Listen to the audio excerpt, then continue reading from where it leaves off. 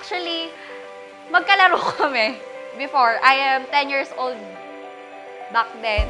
Then, nililigawan niya yung pinsan ko, tapos ako yung tulay nila. Nag-ask siya sa akin ng favor na pwede mo ba akong ipag-drawing? Gagamitin ko lang sa project ko sa school kasi education siya eh.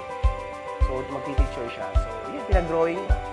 Actually, yun lang talaga. Then, text-text na, ewan, pasama sa movie, ganon. Hanggang sa, yun na, nagtuloy-tuloy na.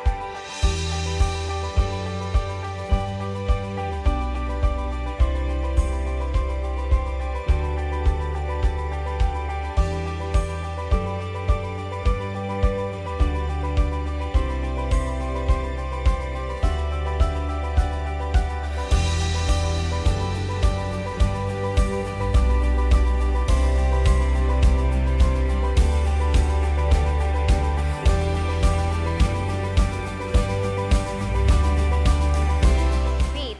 Very, very sweet. Super alaga. Tapos, siya din yung tipo ng tao na sobrang family-oriented and God-oriented as well. Sobrang hindi mo siya makikita na, hindi katulad na ibang lalaki na gala dito, gala doon, inom doon, ganon. Siya yung tipo ng taong stay at home lang talaga. At yung barkada niya is at church lang. First impression ko sa kanya is, nini. Bata, kasi maliit naman talaga siya eh. Payat siya noon. Pero siguro dahil sa medyo pag-aalaga ko, naging with you siya yon. Tapos, yun lang naman. Pero tingin ko sa kanya, gwapo-gwapo siya sa akin. Halos lahat naman ng ginagawa niya kasi sweet. Pero doon talaga, na-appreciate ko talaga nung final demo ko. Kasi nung final demo ko, ang sabi ko sa kanya, huwag na siyang manood kasi syempre kakabahan ako. Doon nakasalalay yung graduation ko. So sabi ko sa kanya, huwag ka na pumunta. Kasi syempre, baka kabahan ako, mag-buffer ako sa demo ko. Then nagulat ako na kumakanta na ako.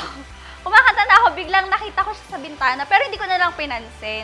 Tapos after nung demo ko, may batang lumapit sa akin, nagbigay ng flowers, na yung pala, binigay niya. Ang pagkakaintindi ko din kasi, may practice siya ng banda, kaya akala ko hindi na siya makakapunta. Siya, tawag sa kanya, sadista. Sadista. Ano siya, mahilig mangurit, manampal. Nagagalit ako, pero yung galit na hindi naman galit na yung kasi gusto ko ng gantihan, no. Yung galit na bilang pagmamahal pa rin sana, parang wag mo akong sampalin, wag mo akong kuritin, masakit, gano'n.